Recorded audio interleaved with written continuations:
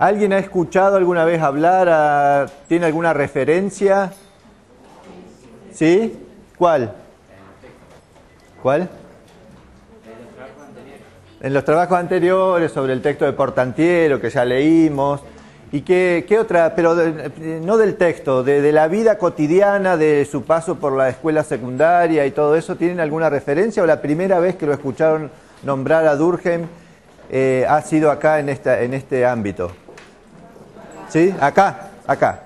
Bueno, les cuento cómo va a ser un poco la clase de hoy. La clase de hoy va a ser una clase introductoria, ¿sí?, de la unidad número 2 del programa de Sociología del año 2016, y esa clase introductoria no va a tender a concluir cosas, sino a mí me parece que el criterio de cualquier clase introductoria tiene que ver con quizás despertar en ustedes el interés en leer Durkheim. El primer objetivo que yo tengo hoy es que a ustedes les interese leer Durkheim, que podamos acceder a las nociones principales de Durkheim, ¿sí? Es decir, las grandes ideas.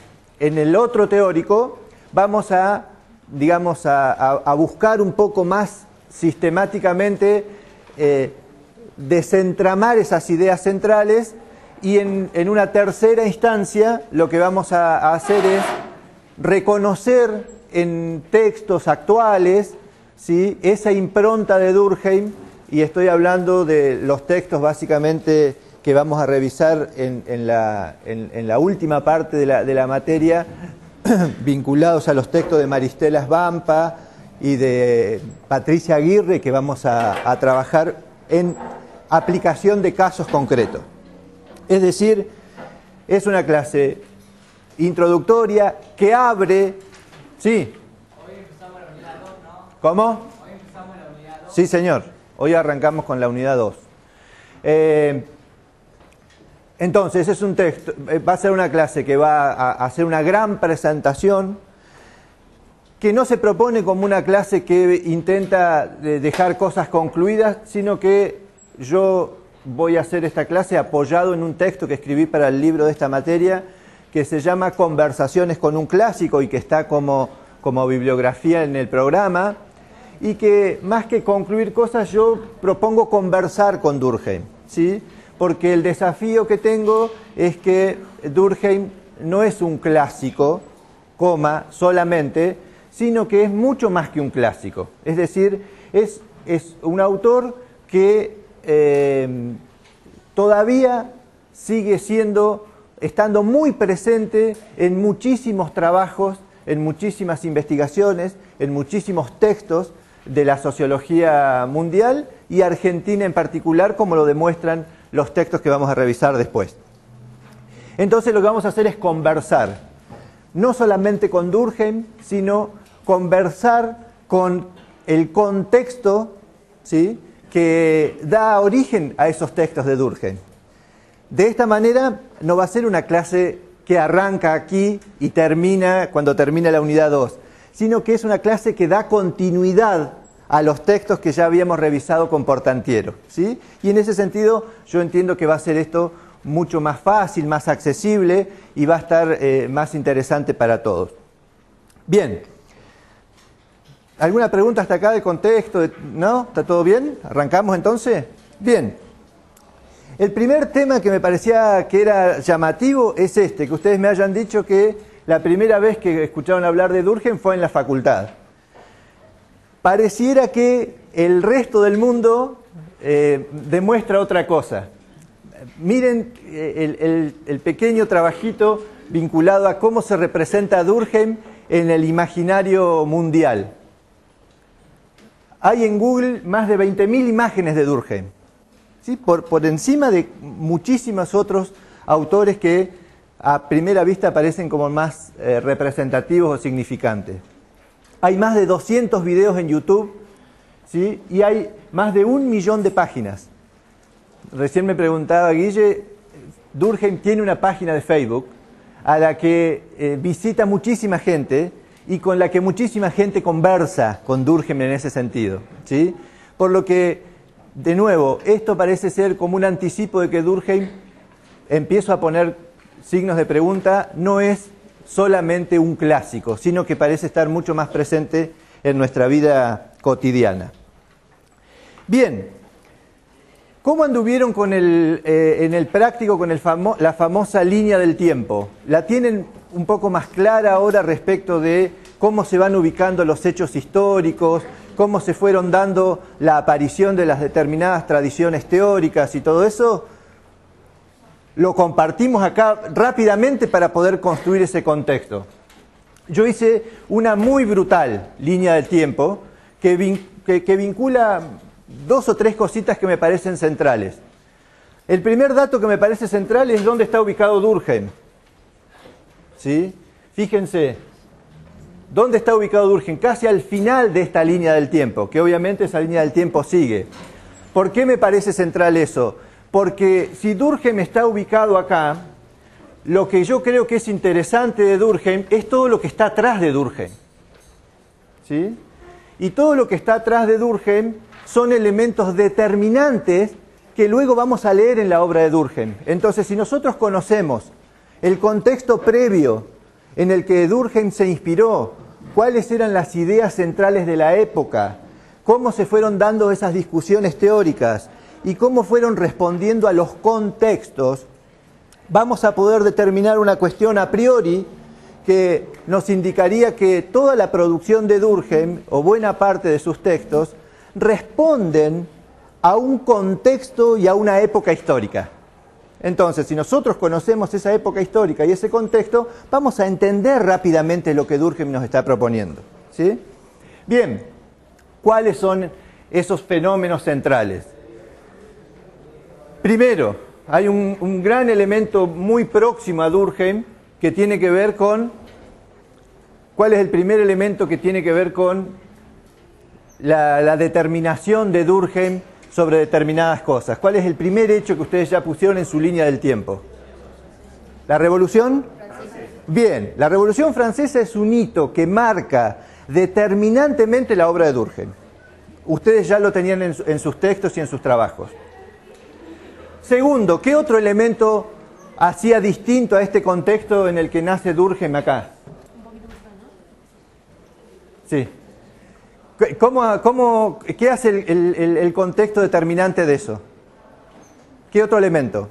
¿Qué mundo tenemos? Ahora lo vamos a pasar a revisar. Pero ¿qué mundo tenemos? ¿Un mundo medieval? ¿Un mundo donde la gente trabaja en los feudos?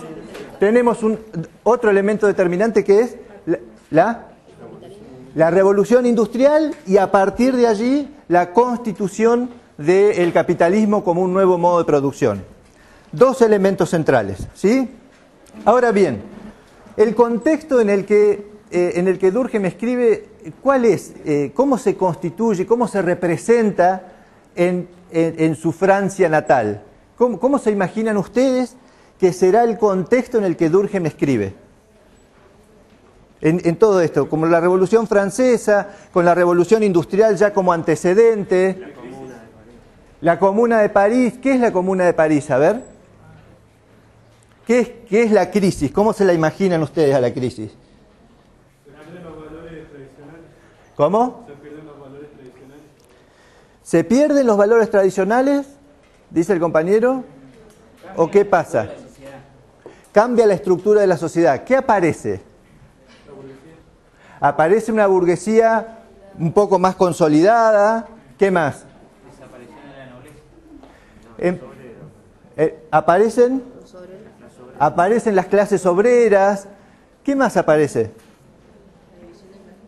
¿Cómo? Aparecen las clases. Un dato interesante. ¿La democracia? Aparece la democracia. ¿En qué sentido? ¿Representativa? Yo no lo tomaría todavía como un hecho tan determinante. Pensemos en una cuestión más básica, si ustedes quieren. ¿Qué más aparece? Miren, este es un lienzo que está en el Louvre de París, de Eugène Delacroix, que se llama La libertad guiando al pueblo. ¿Qué ven ustedes ahí? Este es uno de los lienzos más conocidos de la historia del arte y del museo, ¿no es cierto? ¿Qué aparece acá? Por ahí no se ve bien por el contraste de la luz, pero ¿qué ven a simple vista?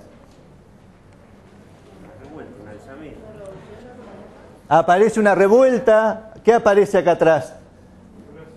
No, una tormenta. Aparece humo, ¿sí? Aparece esta persona con un arma tirando tiros. Aparecen, ¿qué más aparecen? ¿Qué hay acá abajo? Muertos. ¿Qué otra cosa ven como significativa que les llame la atención desde el sentido común? ¿Cómo? La bandera de Francia, ¿sí? ¿Qué más? Que sea una mujer, bien, un dato central. ¿Qué más? La libertad, bien. Y la libertad de expresión, que no es menor. ¿Qué otra cosa?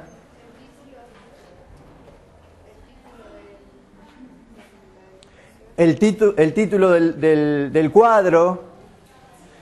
Es una pintura icónica, ¿sí? Pero que representa, doy 5 tips, es un tema para poder profundizar después, pero son centrales. Una de las primeras cosas que aparece es el concepto de la revuelta, ¿sí?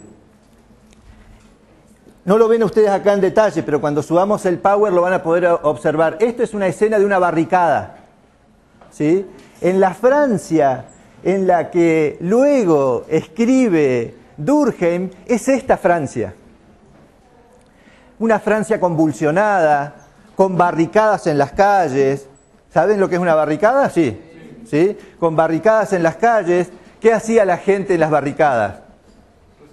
Resistía y ¿qué más hacía? Hay 2 elementos centrales, la resistencia y a su vez el combate. ¿Pero cómo hacían el combate? Se escondían detrás de la barricada que era de madera y desde ahí disparaban. Muy bien. Disparaban algunos y otros ¿qué hacían?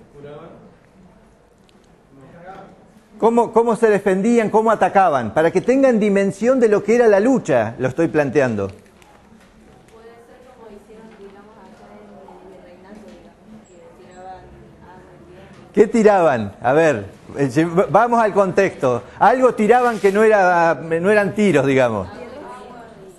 ¿Qué más era? Ahí está. Tiraban piedras.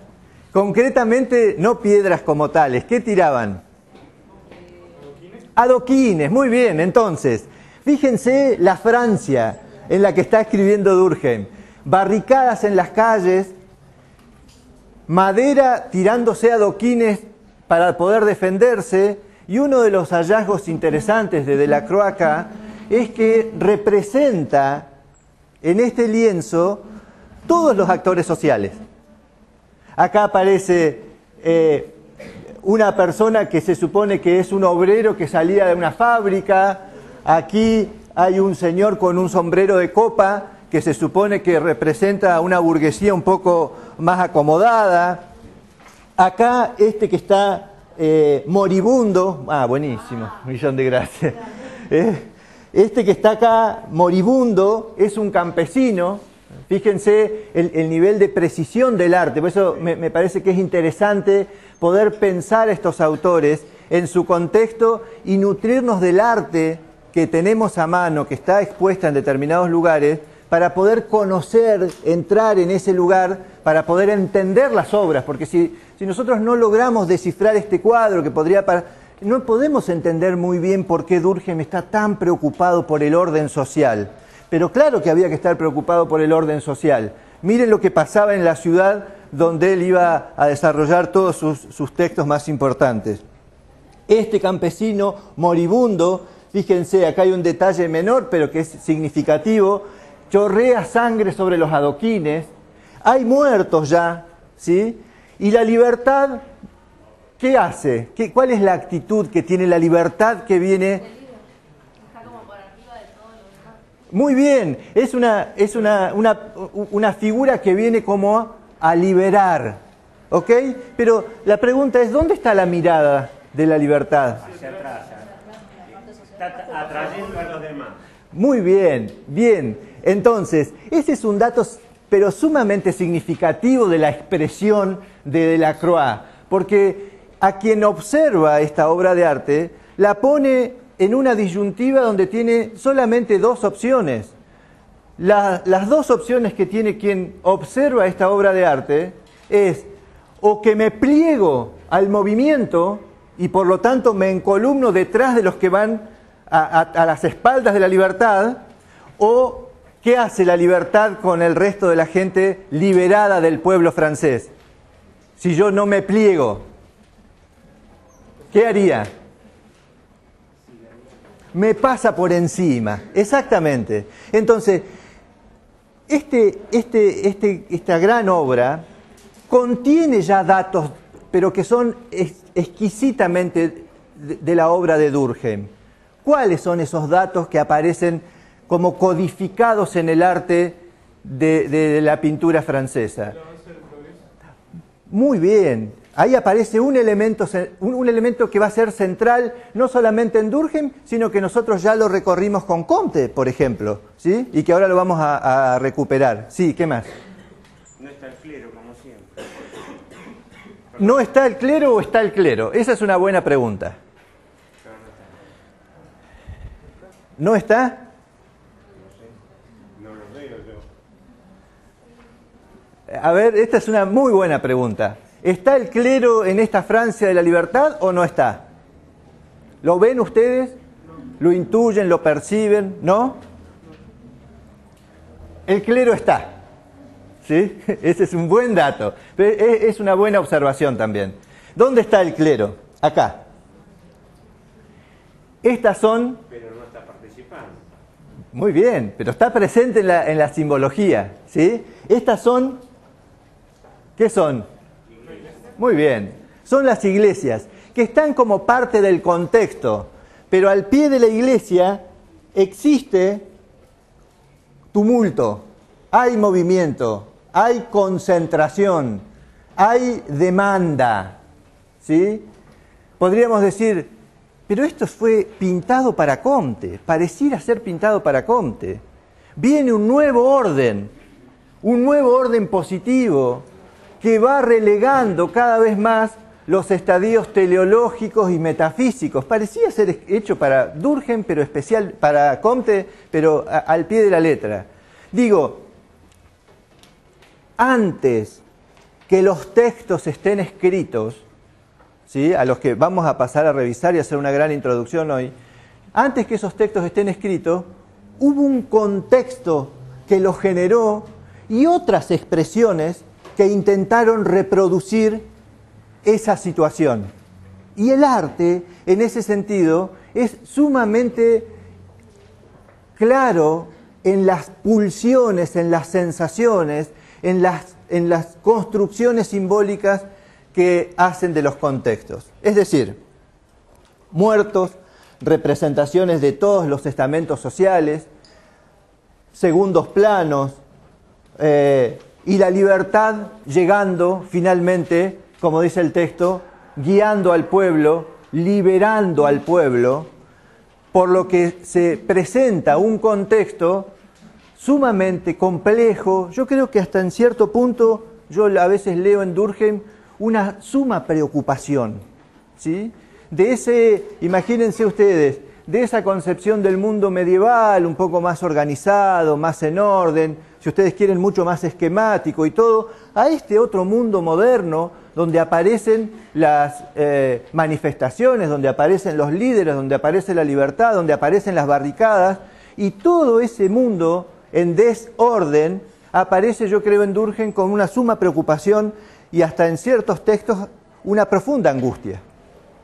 Preocupación que luego se transforma en angustia. Lo estoy diciendo específicamente porque yo cuando leo el suicidio de Durkheim entiendo que su preocupación ya se transformó en angustia, ¿sí? Y cuando ustedes lo lean seguramente tendrán alguna sensación parecida o no, pero que los va a mover a algún lado.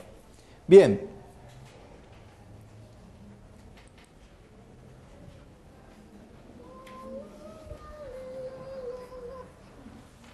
Quizás el audio de esto no es bueno porque miren lo que traje para...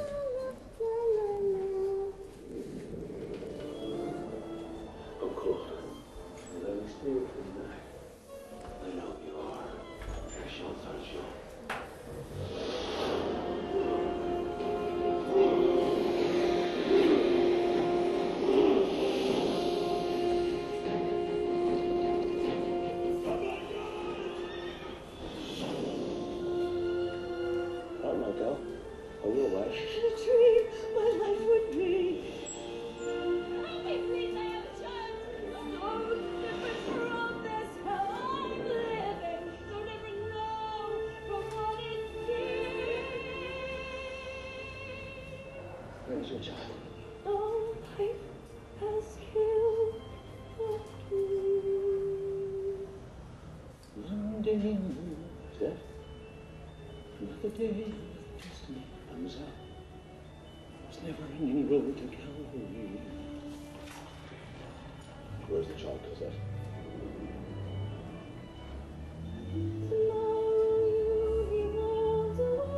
Who was that girl? Cosette. And yet within my world was starting, that he never saw me.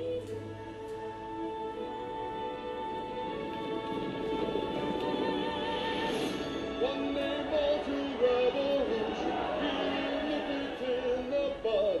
We'll be ready for these schoolboys. They'll make themselves goodbye.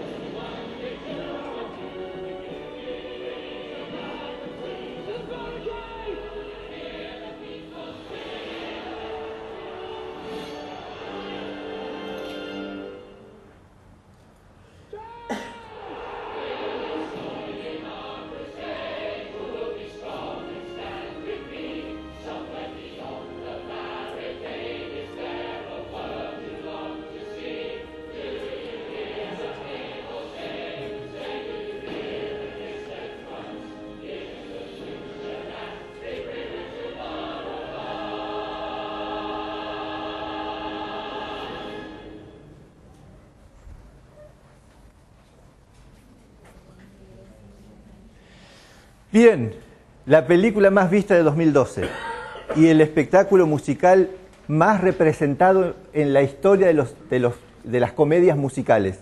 Se llama Los Miserables, de Victor Hugo, otro escritor francés, que esta es la tapa del libro original. De nuevo, pone un contexto absolutamente claro, estremecedor por momentos, más allá de que la película de Universal está bastante bien lograda, es un espectáculo absolutamente conmovedor, ¿sí? Fíjense lo que dice Victor Hugo en la introducción. Este texto fue escrito en 1862, ¿ok? Pero relata exactamente, ¿sí?, el mismo momento que Delacroix había pintado, ¿ok? Es el de las barricadas, exactamente ese mismo periodo, ¿sí? Y dice: trabajo y salario, comida y cobijo, coraje y voluntad. Para ellos todo está perdido. Esa frase de Victor Hugo, esa sola frase, pinta con una especificidad y con una sutileza incluso la Francia en la que va a escribir después Durkheim, que es conmovedora. Para ellos todo está perdido. Dice: la luz del día se funde con la sombra y la oscuridad entra en sus corazones. Y en medio de esta oscuridad, el hombre se aprovecha de la debilidad de las mujeres. Fue muy buena la observación que hizo alguien hace un ratito, donde dijo: la libertad de Delacroix era un rostro y era una mujer. ¿Por qué? Porque lo dice Victor Hugo en su obra más... Es uno de los bestsellers más leídos en la historia universal de la literatura, lo que estoy mencionando, ¿sí? Se aprovecha de la debilidad de las mujeres y los niños y los fuerza a la ignominia. Dice: luego de esto cabe todo el horror. Ese es el horror que yo encuentro que lo apabulla a Durkheim, que lo lleva a un lugar de absoluta impotencia, de absoluta preocupación, y que ahora lo vamos a revisar en esos textos. Es decir, porque la pregunta es: che, ¿por qué hay una persona tan preocupada por el orden? Bueno, justamente por esto que la literatura, que la pintura relatan con claridad, ¿sí? Dice: parecen totalmente depravados, dice Victor Hugo, corruptos, viles y odiosos. Pero es muy raro que aquellos que hayan llegado tan bajo no hayan sido degradados en el proceso.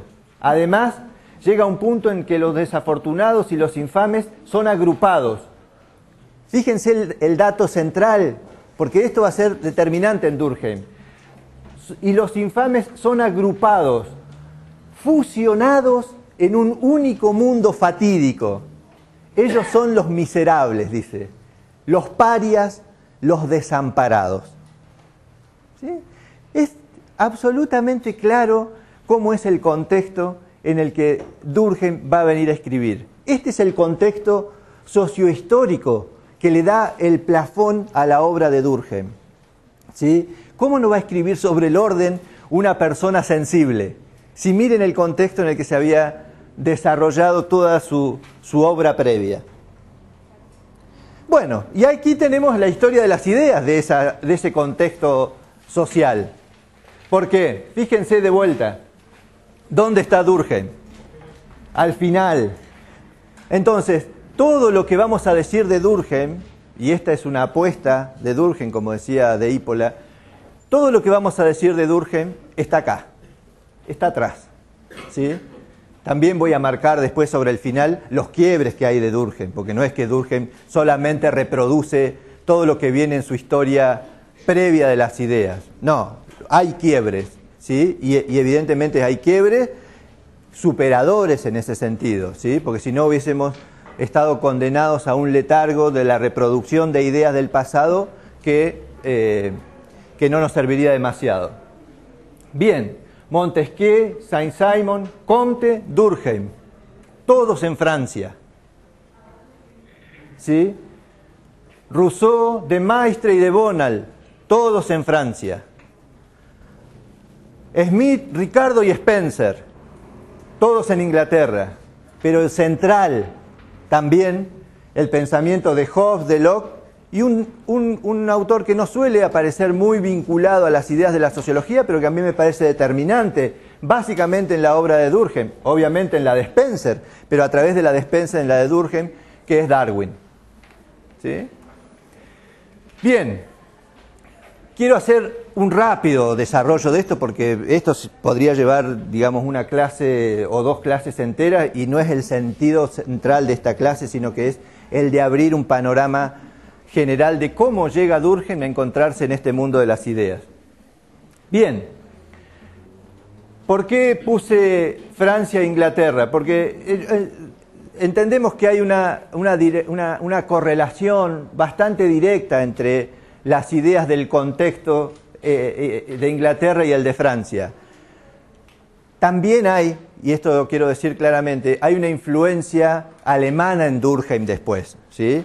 Que viene del biologicismo, que viene de incluso una idea central y que es una ruptura en Durkheim, cuando Durkheim considera que los hechos sociales no son ahistóricos, sino que se dan en un contexto y en un tiempo determinado. Ahí hay una ruptura de Durkheim de su tradición más naturalista y hay una influencia del historicismo alemán que vamos a explicar sobre el final. Lo quería decir como nota al pie para que no quede como tan lineal la presentación.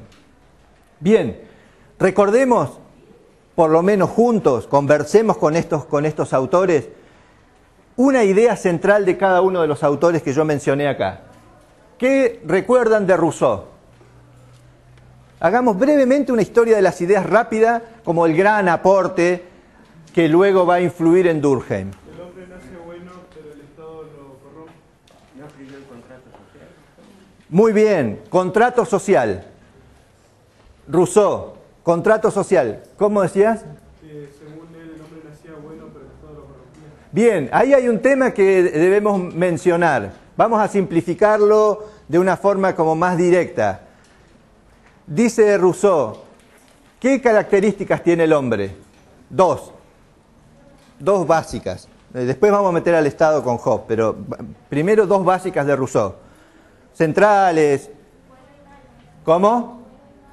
Por un lado tenía, no, sí, está bien ponerlo en esas categorías, pero pongámoslo en categorías más teóricas.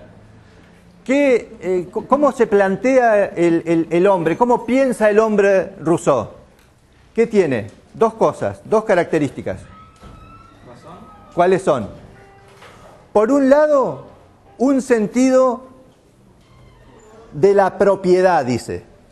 Es decir, un principio, lo vamos a decir, egoísta, ¿sí? Esto es mío, esto también y esto también. Un sentido de la propiedad individual. ¿Y qué otra característica tiene el hombre? ¿Qué más? Por un lado, la idea de la propiedad individual. Y por el otro, ¿cómo aparece el concepto ahí de la razón, si vos querés?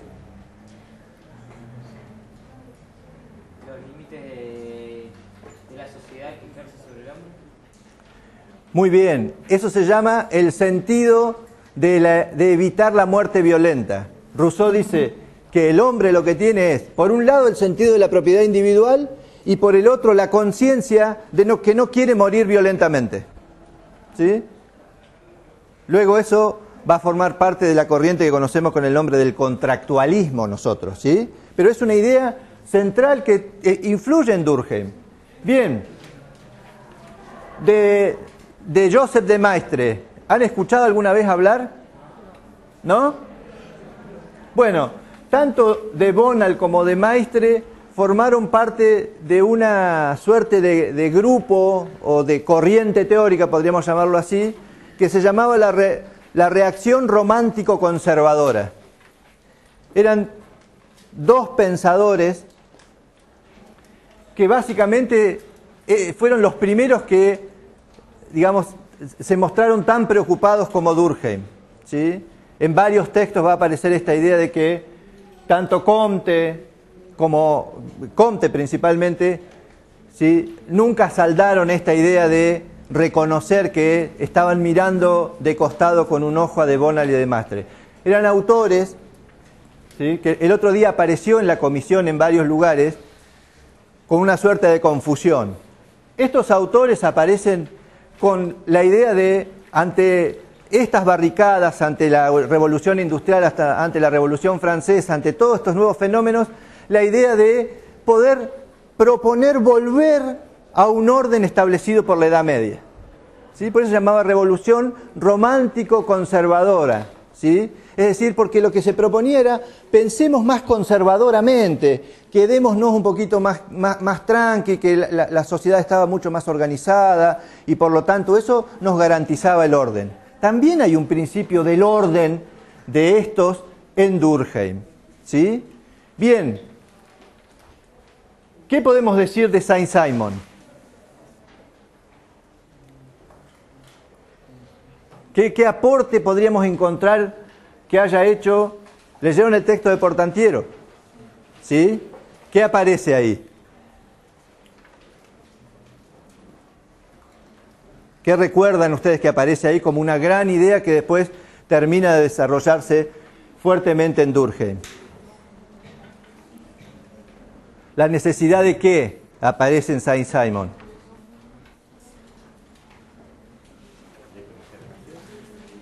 No, todavía. ¿Sí? Dale. Muy bien, bien. Los progresivos, los progresistas aparecen acá. ¿Cuáles serían esos? Los conservadores ya los mencionamos recién, ¿sí? ¿Cuáles serían esos elementos que aparecían como progresistas ahí en Saint-Simon? No todavía. No como concepto. Aparece, es un fenómeno que se empieza a dar, pero que básicamente es retomado desde otro lugar este concepto. ¿Cuál es el concepto que aparece ahí que le va a nutrir a Durkheim? ¿Sí? ¿La producción? ¿Cómo? ¿Trabaja con el tema de la producción, el modelo? Muy bien. Ahí aparece un concepto, un protoconcepto. ¿Sí? Un protoconcepto. ¿Qué quiere decir un protoconcepto? Algo que se está gestando, que luego va a aparecer en la obra de Durkheim claramente. ¿Cuál es ese protoconcepto? El concepto de que las sociedades, ¿sí?, que empiezan a organizarse, que empiezan a ya tener una mínima división del trabajo, ¿sí?, progresan. ¿Quién va a tomar ese concepto automáticamente? ¿Lo va a tomar Durkheim? ¿O quién? ¿De dónde aparece esa idea de el orden y el progreso un poco más cristalizada? Incluso a partir de la crítica que Portantiero le hace a Comte respecto de su vínculo con Saint-Simon. ¿Cómo aparece esa gran idea ahora sí? Como la idea de que este mundo de las barricadas, de los miserables, de los vulnerables y todo eso, ¿cómo salimos de esta situación, de esta encrucijada? ¿Cómo salimos?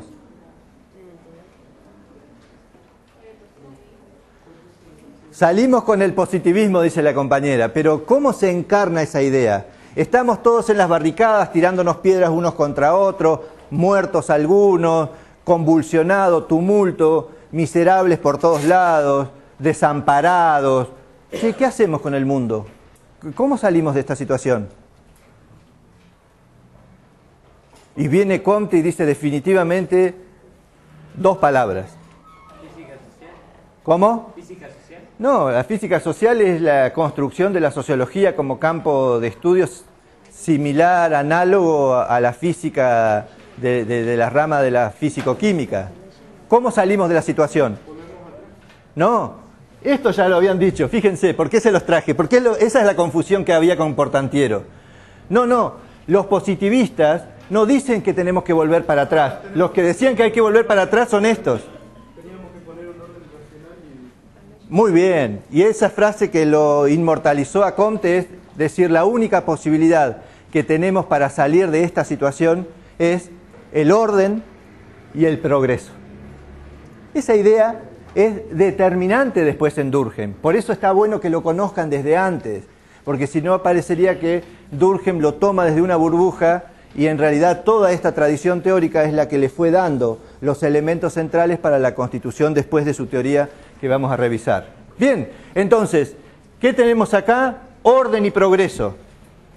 ¿Sí? ¿Y qué tenemos en las barricadas, en la libertad, en la Revolución Francesa? ¿Qué tenemos como elemento determinante? ¿Qué aporta Francia en ese sentido a la historia de la humanidad y del conocimiento? ¿Qué aporta? Aporta el avance del progreso, pero la pregunta es, che, ¿y el progreso de dónde venía? ¿El progreso de dónde venía? De la ciencia, muy bien, pero ¿a qué progreso se estarían refiriendo estos tipos?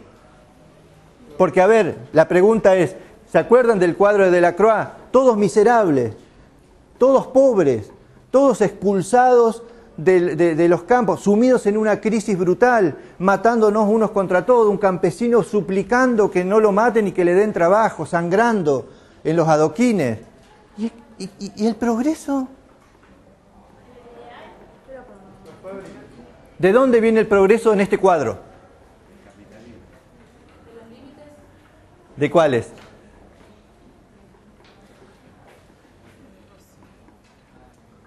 El progreso está cerca.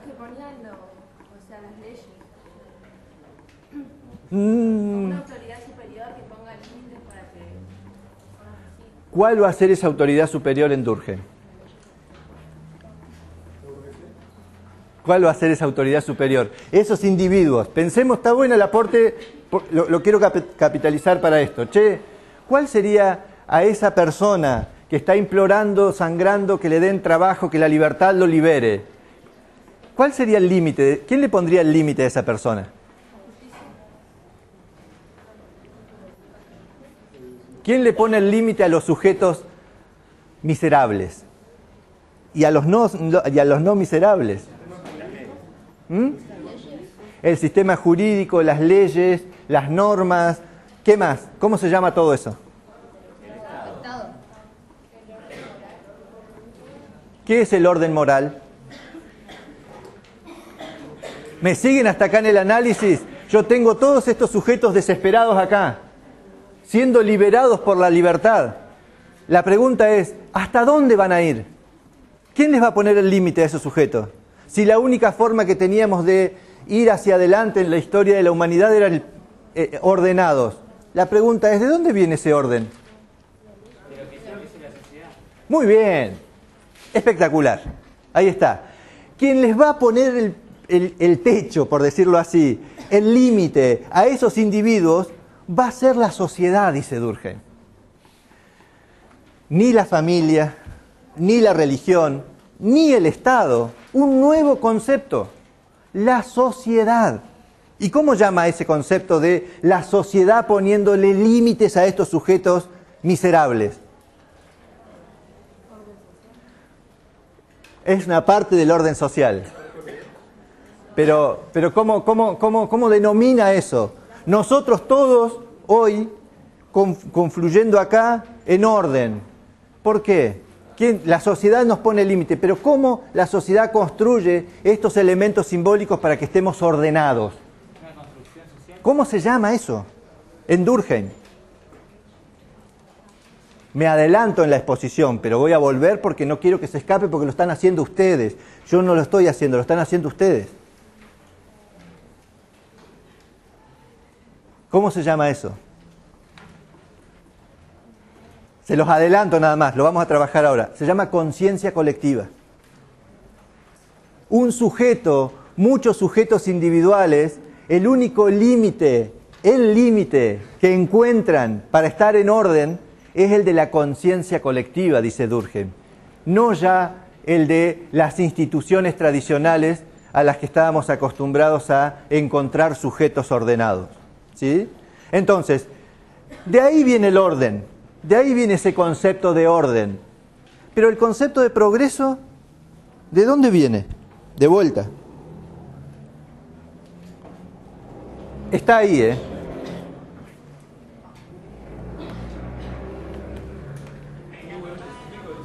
¿Cómo? ¿Quién aporta el progreso está ahí, en este cuadro? ¿Quién es?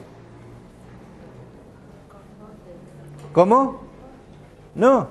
Fíjense, Comte sigue esta línea. ¿Quién aporta el progreso? Entendido como lo entendemos a partir del positivismo. No, viene en la línea. Estos aportaban el orden. Muy bien. Acá está el progreso, muchachos. Acá está.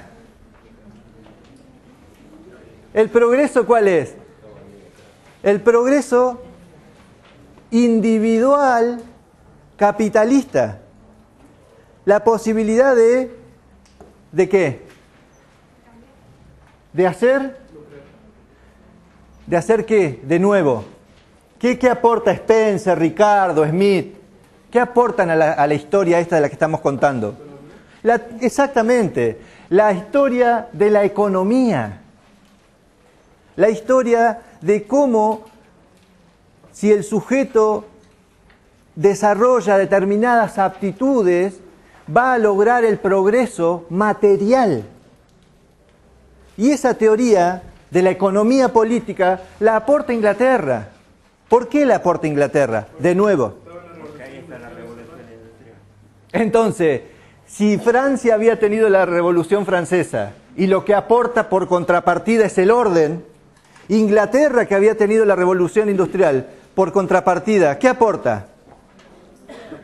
Aporta la economía y concretamente, pongámosle nombre y apellido, aporta un concepto central en las teorías que vienen, que es el concepto de liberalismo, capitalismo y ¿qué más? Un concepto menos ideológico o más ideológico, si ustedes quieren.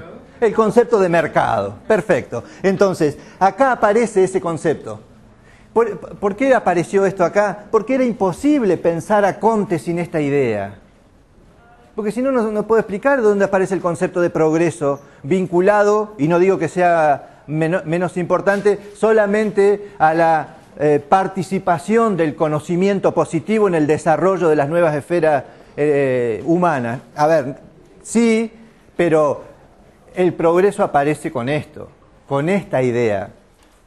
¿Y por qué aparece en este concepto Darwin acá como importante, como un aporte que es significativo incluso para Durkheim para poder desarrollar el resto de las teorías? ¿Qué plantea? Sí. Digamos, la posibilidad de que, por ejemplo, él comparaba la naturaleza con la sociedad, ¿no? De que la naturaleza sobreviviera lo más fuerte, por lo tanto, la sociedad. Perfecto. La supervivencia... ¿Alguien había dicho algo? ¿Vos? ¿Dijiste algo? Adaptación de ambiente. ¿Cómo? Una adaptación de ambiente. Fíjense las palabras que aparecen. Supervivencia del más apto allá con los chicos. Adaptación, es una palabra, adaptación al ambiente. Ese concepto que aparece acá en el origen de las especies, aparece acá después. ¿Cómo aparece? Donde, cada individuo vive en una sociedad que se comienza a adaptar en los distintos campos, como la revolución industrial y la revolución francesa. Muy bien, dice la compañera, cada individuo empieza a tener conciencia del contexto y se empieza a adaptar. ¿Cómo llama Durkheim a ese fenómeno que aparece acá vinculado a las especies animales? ¿Cómo lo llama desde lo social? ¿Qué dice Durkheim respecto de esta? Ahora ya lo tenemos un poco más cerrado. De esta sociedad, ¿sí?, que le pone límites, dicho así gráficamente para que ustedes lo puedan entender, a este individuo que intenta siempre salir de ese lugar de orden. ¿Cómo le llama eso? Son los valores, las costumbres, las normas y todo eso son los mecanismos que se utilizan para. Pero él al fenómeno del individuo controlado, le voy a decir por un minuto, por la sociedad, ¿cómo lo denomina? ¿Qué hace la sociedad con ese sujeto? ¿Cómo? Es una palabra central que viene de esta idea, que por eso está buenísimo que salga vinculado a toda esta idea previa. La sociedad moldea el sujeto. Lo moldea, ahí le pegamos en el palo. En la sociedad moldea el sujeto, es una idea muy cercana. Otra palabrita. Lo domestica desde el Principito, que está genial. Me encanta. Domestícame, esa parte está buenísima. Pero es el mismo sentido. Lo domestica, lo moldea, No. Eso es Freud, está buenísimo también. Muy buena, está buenísima. Está buenísimo que lo podamos ir pensando desde ahí, porque es así. En otros pensadores surge esta misma idea. Dice Durkheim que lo regula. Lo regula. Fíjense la palabrita interesante que usa. La sociedad a través de la conciencia colectiva regula a los individuos. ¿Y dónde está el problema entonces? ¿Dónde aparece el problema? ¿Qué pasa ahí? Esa es una evidencia que aparece para Durkheim. Dice, claro, pero si fuese todo tan mecánico, que la sociedad regula a los individuos, ¿por qué cada vez tienen más bienestar, mayor progreso? ¿Estás bien? Sí. ¿Por qué aparece entonces esto? Porque no están en época de guerra, sino que están en época no están en época de crisis.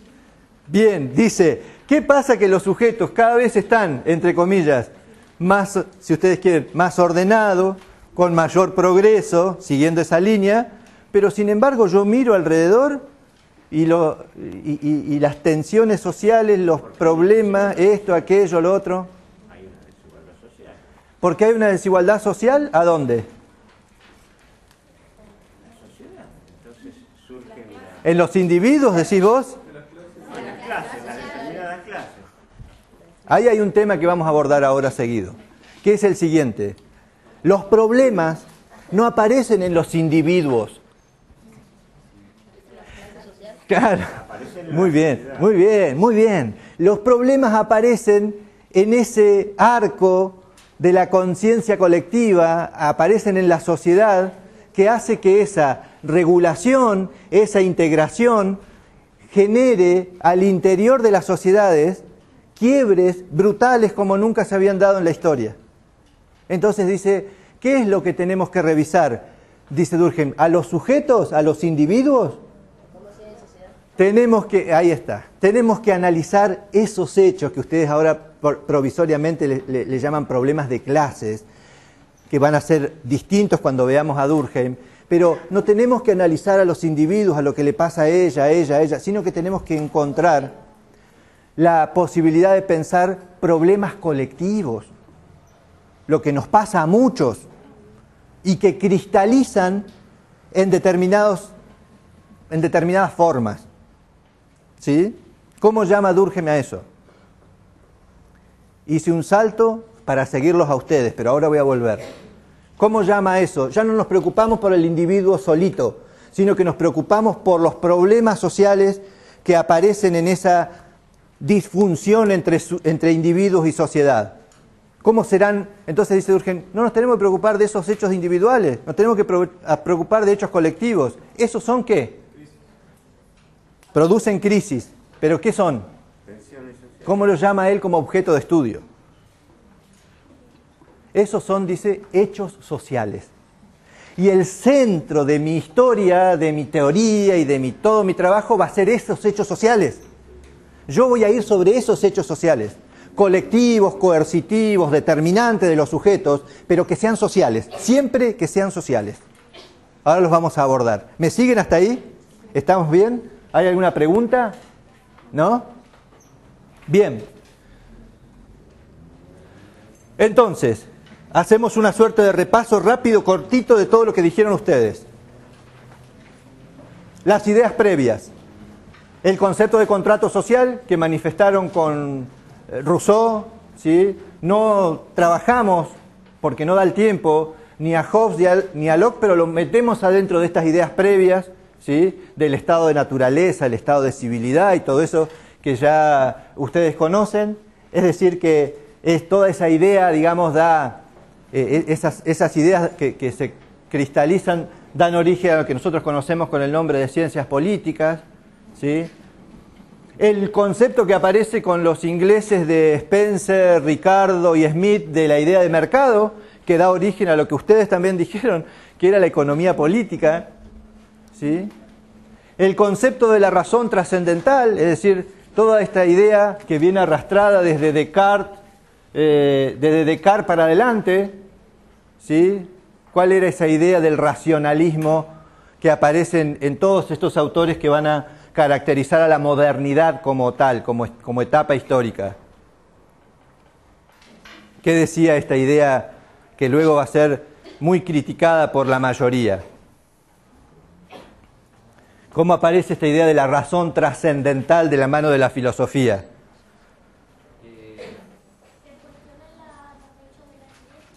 ¿Cómo? A ver, ¿a dónde aparecía Dios como centro de la historia? Bien, entonces, esa idea de Dios como determinante de la historia de los sujetos aparece más vinculado a un pensamiento medieval. Pero ¿por qué es reemplazado a partir del siglo XV? ¿Por qué? ¿Qué dicen los filósofos de la razón trascendental? Que no hay un Dios que determina la vida de los sujetos, ¿sí? Sino que hay ¿qué? ¿Cómo? Lo que aparece es una idea de que la razón que viene a poner luz sobre el oscurantismo de la Edad Media trasciende la voluntad de los sujetos. Es una razón que determina a los sujetos. Es una razón que invade y que determina los contextos y que trasciende justamente la vida material, ¿sí? Entonces, esa idea que viene de la mano de la filosofía también va a ser rota por Durkheim.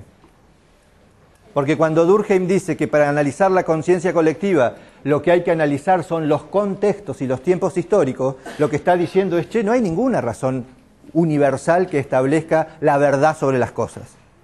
Hay contextos con sujetos que determinan eso. Entonces, también rompe con eso. El concepto del positivismo, del orden y del progreso que ustedes mencionaron hace un ratito. El concepto del naturalismo, que también aparece como una gran idea que precede a Durkheim, ¿sí? ¿Qué tiene de criticable el naturalismo que Durkheim destroza en 1000 pedazos? ¿Cómo? ¿Qué leyes? ¿Cómo son las leyes de la naturaleza? Muy bien, ahí está. Muy bien, ahí aparece esa idea de que las leyes de la naturaleza son leyes inmutables. Se desarma en 1000 pedazos cuando Durkheim plantea esta idea del sujeto sometido a una conciencia colectiva en un contexto determinado. No son inmutables, no, solamente hay que poder verlas, que es un dato central en Durkheim. Eso rompe con la razón trascendental de la filosofía, de la ciencia. Totalmente, exactamente así, perfecto. Y una idea previa. Y el origen de las especies, esta idea que también salió de allá y acá de los chicos, que da origen al concepto de regulación. ¿Estamos hasta ahí? Bien. Y acá aparece el quid de la cuestión. Ahora sí podemos arrancar con Durkheim. todo esto pasó 1 hora y media. Solamente lo que hice en esta carátula fue presentar los textos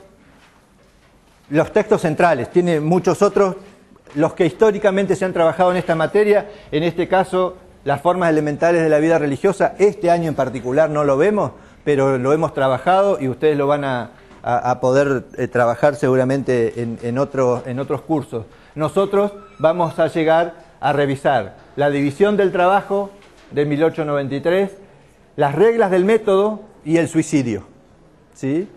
A esos 3 que se llaman, en el programa se llama selección de textos, ¿sí? Y que ya están disponibles y que ustedes los van a leer con toda la pasión posible. Le vamos a agregar los 2 textos que yo contaba hoy al comienzo y que iremos a desarrollar en la próxima clase para conectar a Svampa y a Aguirre con Durkheim. Bien, de todo esto lo que no vamos a ver es esto, ¿sí? Que está acá, pero básicamente le digo porque hay muchos de ciencia que algunos textos de estos, por ejemplo, Educación y Sociología, la educación, su naturaleza y función, y todos esos textos más de educación también los van a ver y entonces está bueno que los conozcan desde ahora. Bien, vamos por el primero, que es el primer texto que vamos a revisar. Traje como para que nos podamos apoyar en lo visual porque me parece que es central que podamos ver algunas cosas de cómo se ilustran también las carátulas de los libros y cómo aparecen una primera y determinante representación en lo que va a haber en adelante.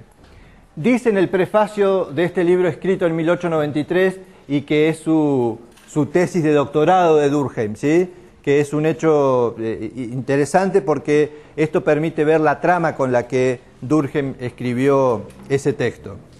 Dice, fíjense qué determinante el prefacio, dice, este libro es un esfuerzo para tratar los hechos de la vida moral con arreglo a los métodos de las ciencias positivas, ¿sí? Es un esfuerzo para tratar los hechos de la vida moral con arreglo a los métodos de la ciencia positiva. ¿Qué está diciendo?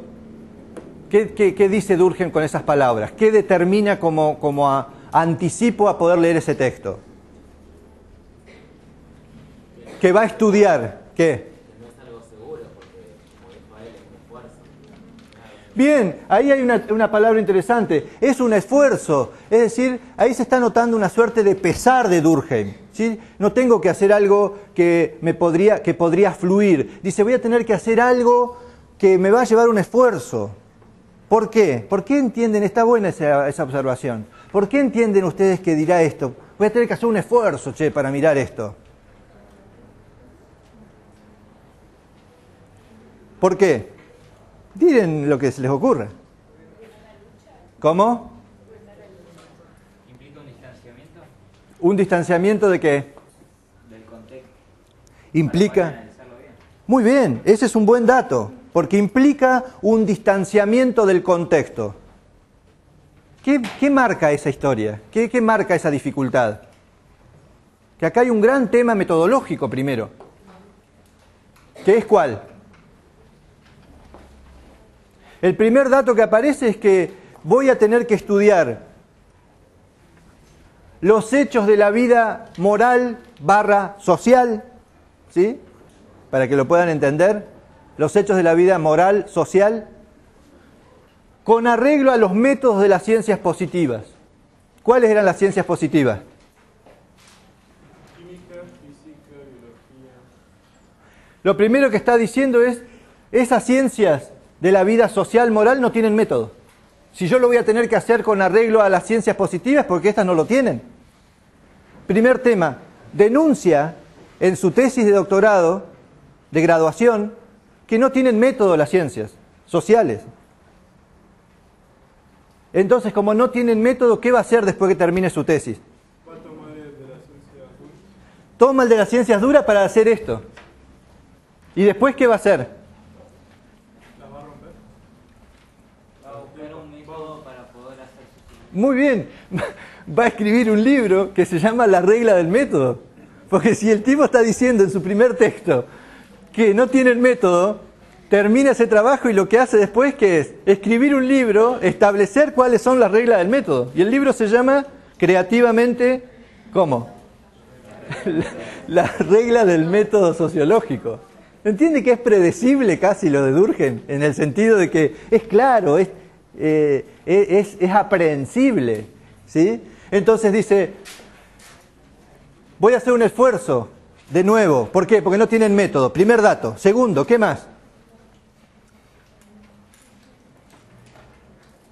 El compañero dijo, porque voy a tener que tomar distancia. Otro dato totalmente interesante en Durkheim. Si las ciencias fácticas o naturales en las cuales él se está apoyando, ¿sí? Y está mirando, está diciendo, a ver, ¿cómo hicieron esto ustedes? Ah, bueno, con este método yo voy a observar esto. Lo que está diciendo es, che, el objeto de estudio de estas ciencias es que al individuo, al que mira. Es externo, exactamente, es externo.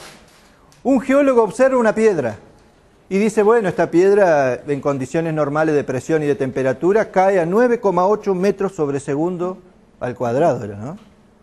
9,8 metros.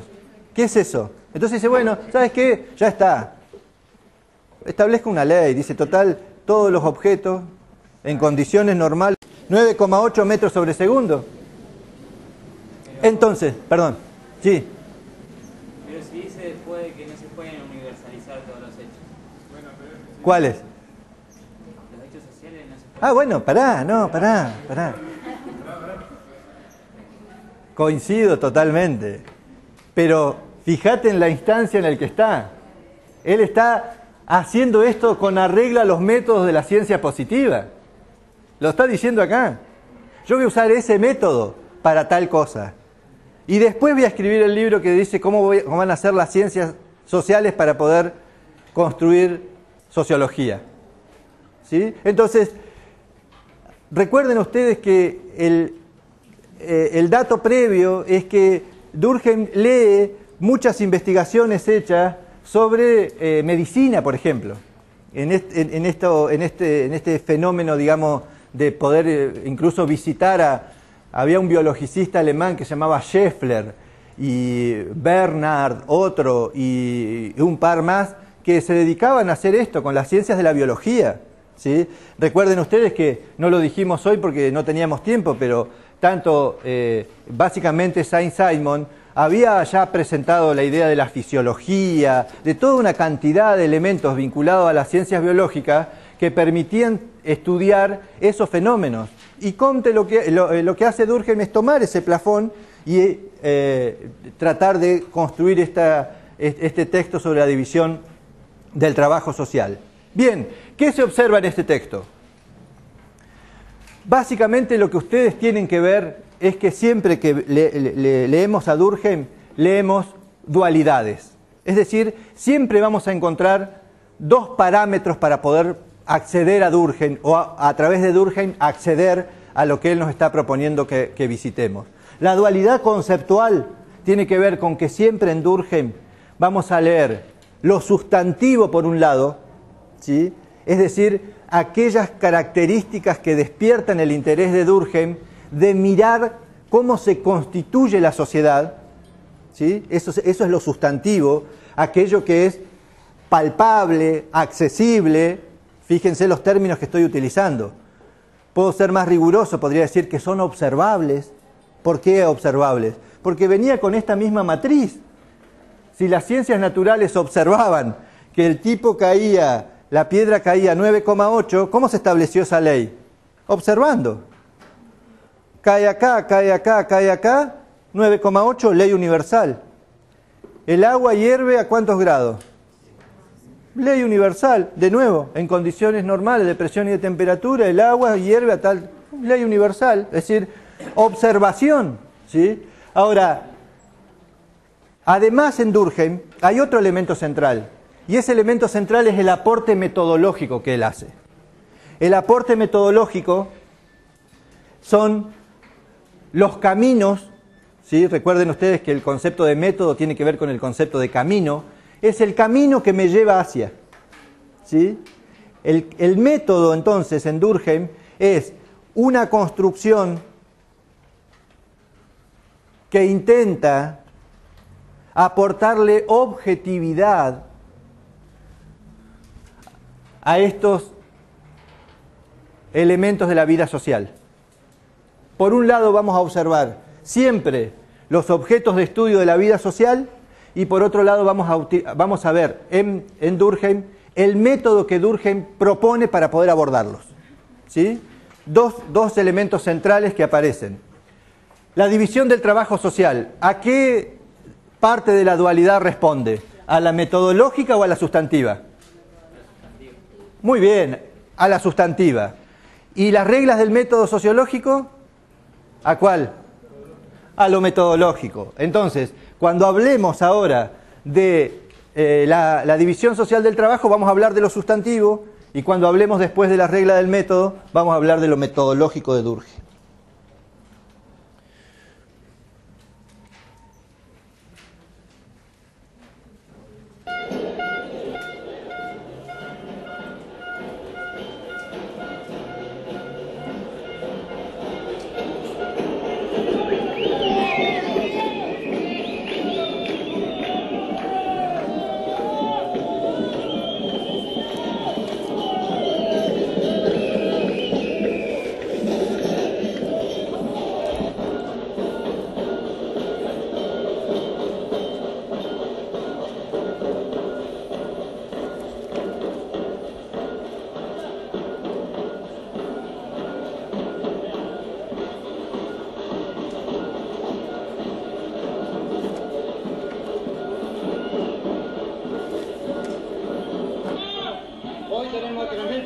Licenciada con 46 equipos parados. Una situación que conoce todo el mundo desde el momento que empezó el tema petrolero en 2015. Esta carpeta se lo entregamos al presidente electo hoy, como a todas las autoridades, para que conozcan la realidad.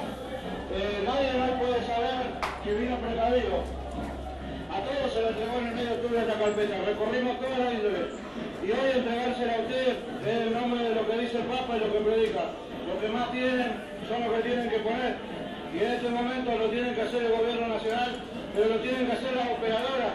Otros trabajadores son trabajadores de estas empresas multinacionales grandes que tienen mucho que ver para mantener la paz social en la región. Por eso nosotros en nombre de los trabajadores, de la ciudad, del intendente, del sindicato jerárquico, de los demás sindicatos hermanos y de la comunidad de Comodoro Rivadavia, queremos entregarle a usted la misma carpeta que le hemos entregado a todos, para ver si por medio de todo podemos salvaguardar la ciudad, que es lo más importante. Si la ciudad no se salvaguarda, indirectamente será una ciudad de muchos desocupados. Y el jueves termina el incentivo. Nosotros necesitamos tener garantías para que el día 10 de enero los 46 equipos que están parados vuelvan a la actividad de a poco. Y eso permita reactivar y dé tranquilidad a toda la familia. En un mes difícil para los cristianos, en un mes de Dios, como es la Navidad, el Año Nuevo, es difícil hacer este tipo de movilizaciones. No quisimos hacer ningún discurso político para que no se diga que es política. Esto es en defensa del trabajo, la familia y sobre todo de las regiones de Comodoro Rivadavia. Así que en nombre mío de todos los que representan el gremialismo, le vamos a hacer entrega a la misma carpeta que entregamos. Hoy ojalá en manos de usted y de la iglesia y bendecidos por todos podamos salir adelante de esta situación que es crítica para los trabajadores, crítica para todos. Acá está toda la comunidad, agradecer el acompañamiento del intendente, del Consejo Deliberante, de los concejales de distintos partidos y esa misma tranquilidad que le transmitimos a usted. Bueno, muchas gracias. Yo lo recibo porque todo esto está hablando de cómo la comunidad está apoyando una situación difícil, pero que esta fraternidad que hoy se ve del comodorense y de la zona ayude también a que en otras circunstancias nos sintamos siempre solidarios los unos de los otros y así construyamos un Comodoro cada vez mejor. Por eso la iglesia quiere ser el lugar de encuentro donde se pueda realizar un diálogo y buscar una respuesta lo más positiva posible. Aprovecho la oportunidad para pedir al Señor que derrame bendiciones y abra las mentes y los corazones y así se busque no el bien particular, sino el bien de todos. Bueno, parece como hasta surrealista la imagen, ¿no? Pero esto pasó en diciembre del año pasado, acá en la ciudad. El 28 de diciembre. Bien. A ver, ¿qué les parece? ¿Por qué aparece esto? A ver, explíquenme ustedes. Es como que le solicita a la religión que puedan tener trabajo, o sea, para que no se le acabe el trabajo. El líder de un sindicato del más poderoso de la Patagonia le lleva un escrito al obispo y el intendente entra al final y le explica y le pide que les dé las bendiciones para eso. ¿Qué pasa? ¿Qué pasa? ¿Saben quién nos va a dar la explicación de esto?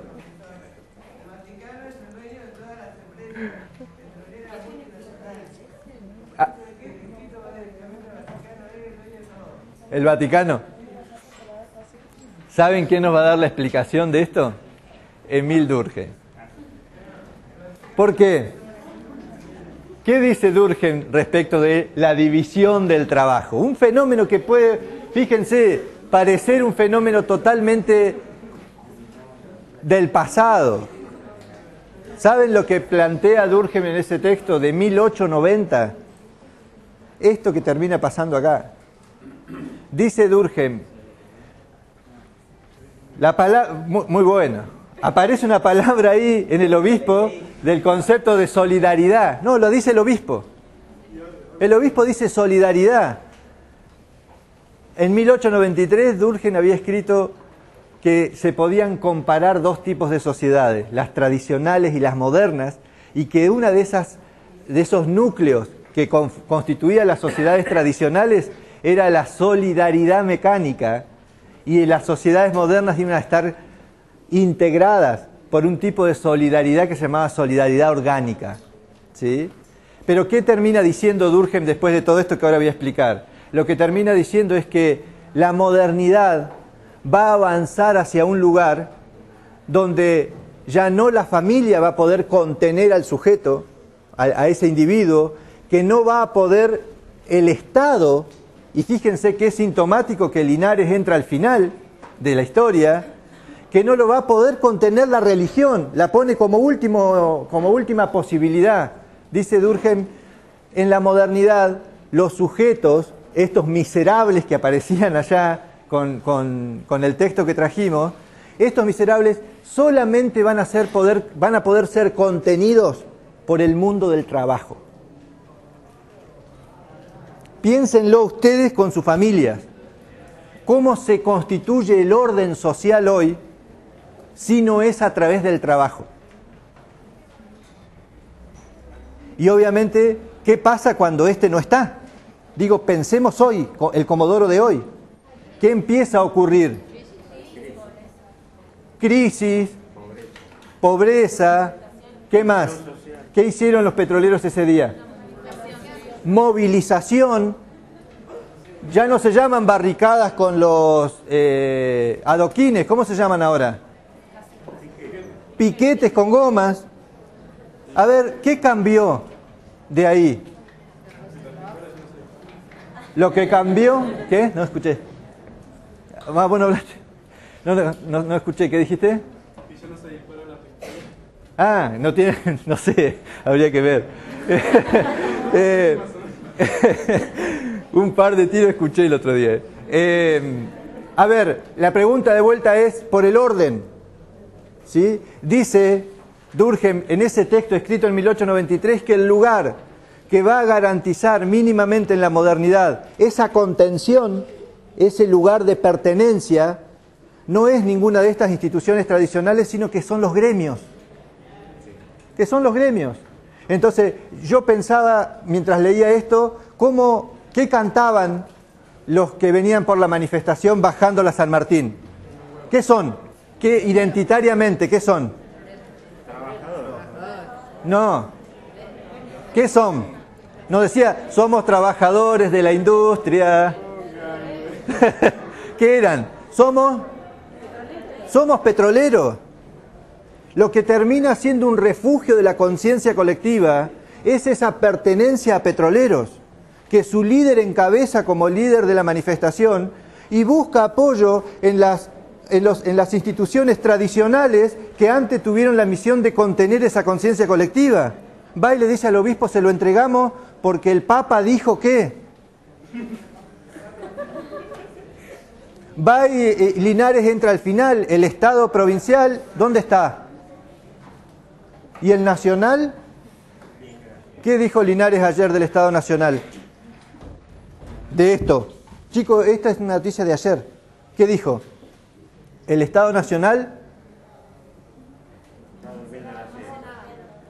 no está cumpliendo en nada. Titular de los 2 diarios de hoy de la ciudad. Es decir, el Estado no, la religión no, porque la OZ dice, bueno, yo voy a pedir que Dios derrame bendiciones. ¿Sí? El Estado no, la familia no, ya hablamos 1000 veces de la situación del lazo social de las familias petroleras, ya lo hemos hablado. Entonces, ¿quién dice Durkheim? 1893, de vuelta, los gremios. La pregunta es, che, Durkheim es un clásico. Parece que es un poco más que eso. Y que la prensa, digamos, se ha tratado de hacerle mala prensa bastante a Durkheim. Yo creo que primero tendríamos que leerlo un poquito más en profundidad, entender algunas cosas y después ver, porque hoy, tranquilamente con esa matriz podemos mirar el conflicto petrolero y está muy cerca de esto escrito en 1893. Entonces, ¿qué hizo en este libro? Comparó, igual que hizo en el suicidio, comparó, como dice Durkheim, todo se explica comparando, ¿no? Una frase bien positiva, ¿sí? Y comparó los 2 tipos de sociedades. Porque dice, encontrando las dificultades que existen en el medio, yo voy a poder advertir la posibilidad de que esto se cambie para mejor. ¿Y qué hace? Compara la sociedad tradicional con la sociedad moderna. Y dice, ¿cómo se mantenía el orden en esa sociedad? Dice, porque había en la sociedad tradicional un tipo de solidaridad que él llama, que se da por semejanzas. Era mecánico. Yo me podía mantener más en orden en la medida en que todos más o menos hacían lo mismo que yo. ¿Por qué más? Dice. Y porque había un orden moral que establecía como estructuralmente qué debía hacer una persona para mantener el orden y qué no debía hacerla. ¿Sí? ¿Se acuerdan de ese famoso textito de la introducción de Vigilar y Castigar de Foucault? ¿Qué le pasaba a esa persona en Francia que cometía parricidio? ¿Lo recuerdan? Dice Foucault en Vigilar y Castigar, aquel que comete parricidio va a ser llevado a la plaza pública. Está relatando una escena de esta Francia de la del orden y del progreso.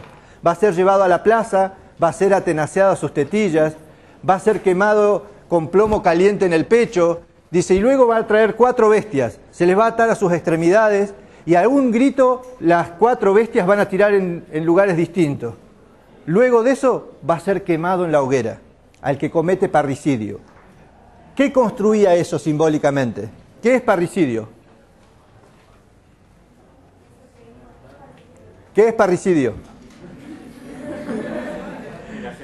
Ustedes lo saben, ahí está. Es cometer un crimen. El crimen exacerbado que es matar a los padres. ¿Sí? ¿Qué diría Durkheim de eso? ¿Por qué aparece ese dato central?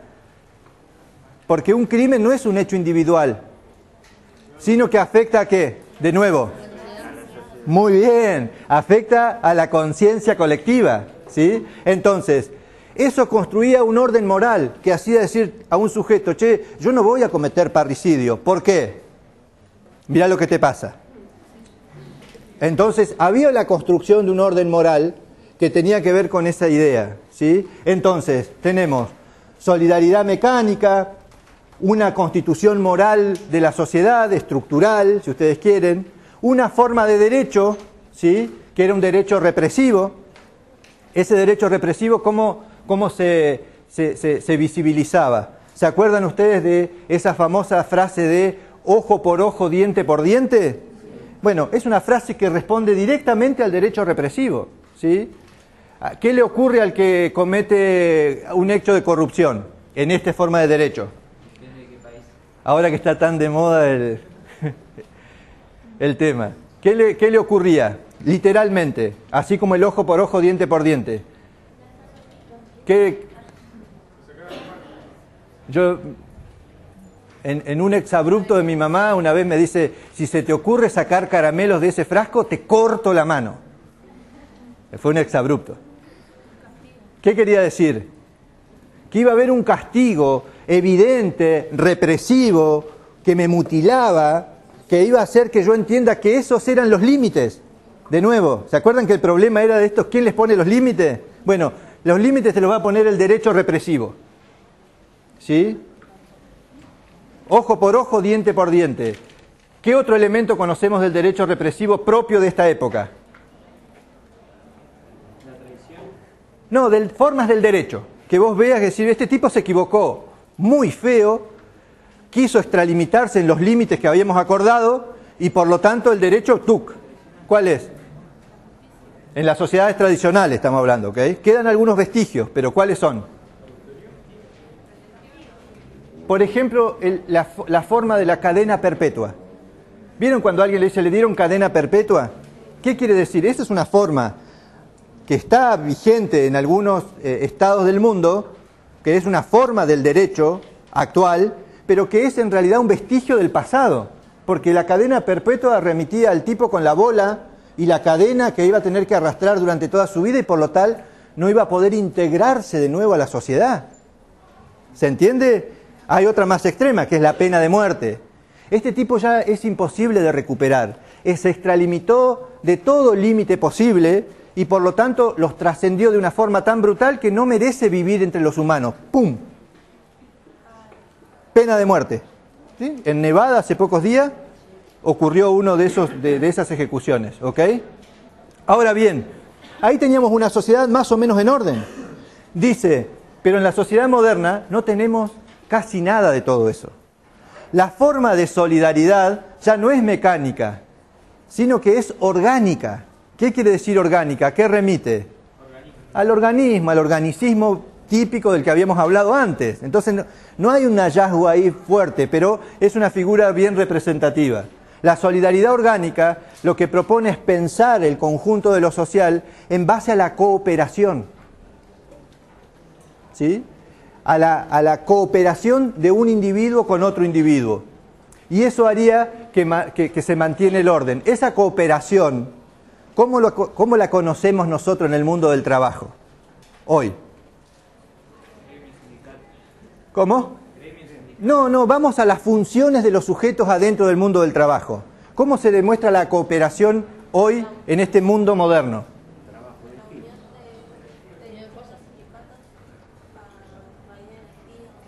En el fenómeno que también lo va a trabajar Weber, pero que aparece fuertemente en Durkheim, que es el concepto de las especializaciones. Vos tenés un quirófano de un hospital para que opera. ¿Por qué está en orden ese hospital?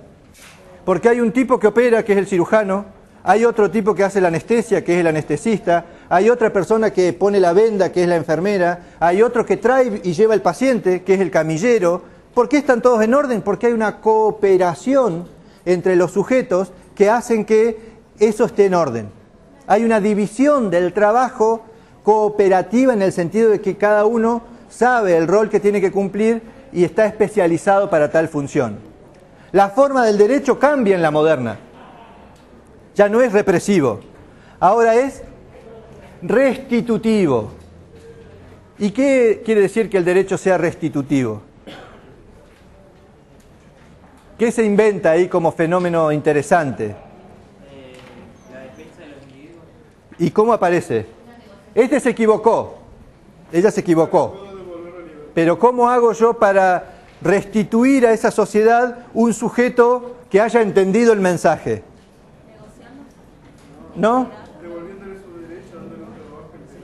¿Pero cómo? ¿Cómo lo hago fácticamente? ¿Cómo lo veo visible? ¿No? No. Si una persona se equivocó, ahora viene alguien acá y dice, che, La cárcel, eso. La restitución tiene que ver con que una persona, ya no la mutilo, tiene que ver con, la pongo en la cárcel, le genero un proceso penal y lo devuelvo, entre comillas, lo restituyo socialmente para que ese sujeto vuelva a fortificar la conciencia colectiva. ¿Cómo? Lo vuelvo a insertar socialmente, lo restituyo socialmente para que eso pueda terminar de funcionar. Ahora bien, lo que Durkheim advierte es que lo que hay como determinante es un fenómeno central, que es que en las sociedades tradicionales lo que constituía el orden fuertemente era un orden moral, ¿sí? Eso era un orden que ordenaba a los sujetos. Y ve que ese orden moral en las sociedades modernas está absolutamente debilitado. Entonces dice, ¿cuál es el desafío de este texto? El desafío es pensar cuál es el orden que mantiene en equilibrio a las sociedades modernas. ¿Y cuál es la respuesta? ¿Qué mantiene en orden a las sociedades modernas? La conciencia colectiva y ¿qué más? Y la división social del trabajo. Es decir, que el hallazgo más trascendente que aparece en Durkheim en este punto es encontrar que la división del trabajo es lo que va a mantener en orden a las sociedades modernas, a diferencia del orden moral que había en las sociedades tradicionales, ¿sí? Como elemento central de eso, como ustedes lo mencionaron, aparece la conciencia colectiva como un elemento determinante para tal fin.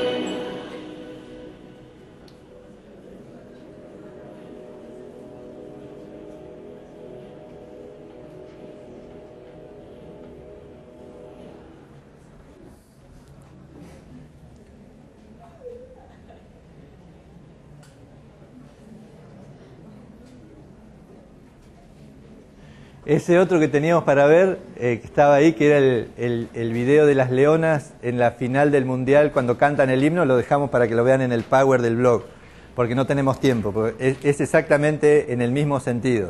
Lo que digo es, uno ve ese video y entiende rápidamente lo que es la conciencia colectiva. La conciencia colectiva es esa imposibilidad de estar solo. ¿Vieron la señora cuando ustedes se rieron que quedó solita? Y apareció uno con los perros y vino y la abrazó y le digo, vos también sos argentina, porque todos estamos festejando. Como los tipos que se abrazaban llorando en la cancha con el que estaba al lado, no importa, ¿qué tenían en común? Eso, la conciencia colectiva de ser argentinos en ese contexto. Digo, y el fútbol, lo que ha hecho, ¿por qué traje este ejemplo? Porque lo que ha hecho el fútbol es esa construcción maravillosa, argentina, bien argentina, simbólica, que lo que tiene como característica es que lo que hace es borrar las individualidades. La conciencia colectiva, ahí no está Pedro, ni Juan, ni fulano, ahí hay hinchas argentinos que están luchando y disfrutando por una camiseta. Son argentinos sin tener individualidades. ¿Se entiende a lo que voy con la conciencia colectiva? Bien, cuando uno canta el himno, mira el video de las leonas cuando están por salir a la cancha, cuando canta, los Pumas que están por jugar, cuando escucha a la Versuit que escribieron un tema extraordinario que se llama La Argentinidad al Palo, lo que está pensando, con lo que tiene que pensar desde Durkheim, son esos elementos de la conciencia colectiva que establecen las características simbólicas que nos hace pertenecer a algo. ¿Por qué tenemos que pertenecer a algo? Porque ¿qué pasa si nos quedamos solos? Nos quedamos fuera de la polis y somos animales. Buenísimo. Eso es integración conceptual, está genial. ¿Qué pasa si nos quedamos solos? Imagínense si a esa señora que estaba ahí en el final, que viene alguien con un enorme abrazo con la camiseta argentina, no vino y le dijo, venía a festejar, no te tires a la pileta, pero venía a festejar que vos también sos argentina. ¿Qué le pasa a esa persona? Queda excluida, queda desintegrada, queda no regulada. ¿Y qué le pasa a las personas que quedan excluidas, desreguladas, no integradas, deprimidas?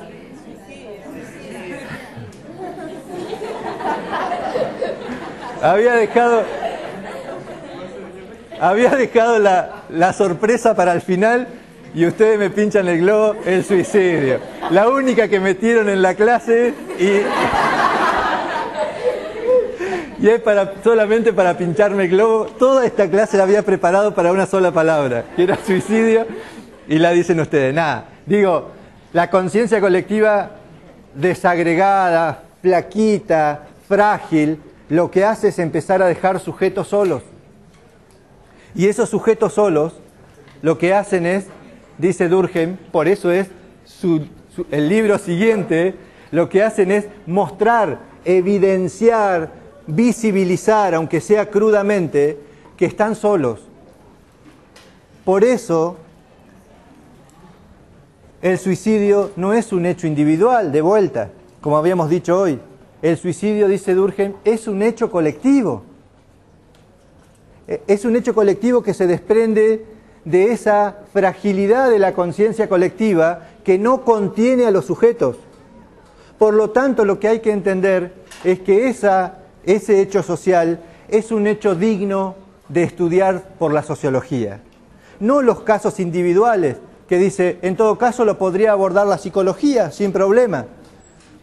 En todo caso, se podría abordar desde una patología mucho más precisa, desde cualquier rama de la psiquiatría. Pero a lo que a nosotros nos interesa es estudiar los hechos sociales como si fueran cosas. Eso quiere decir que los hechos sociales son externos y coercitivos a los sujetos. El suicidio no es una decisión individual que toma un sujeto.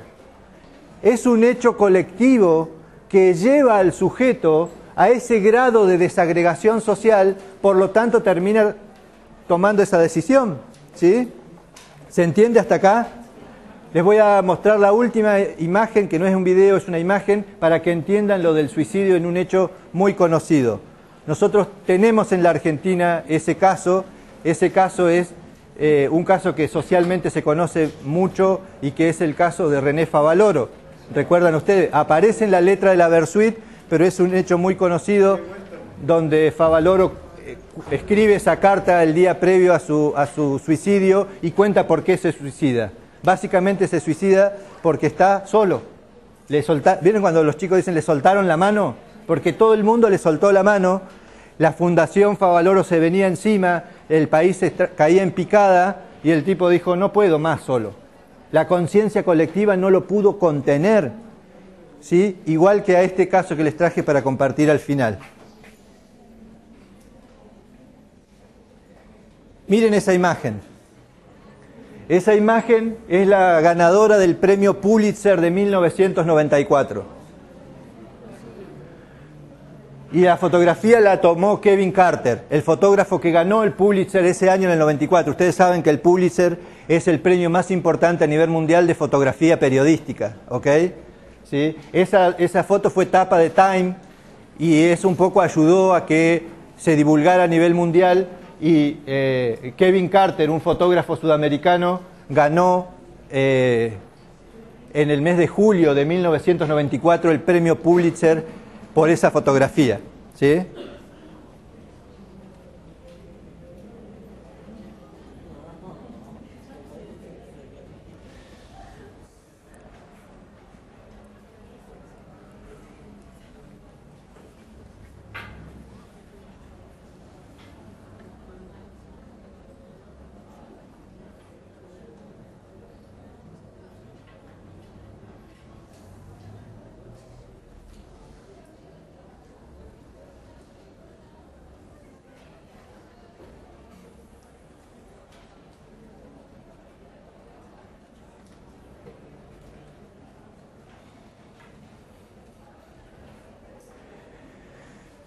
Esa es la nota final del fotógrafo ilustre de Sudáfrica.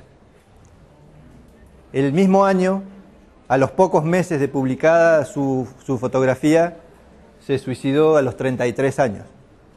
¿Qué quiero decir con esto? ¿Por qué la traje para el final?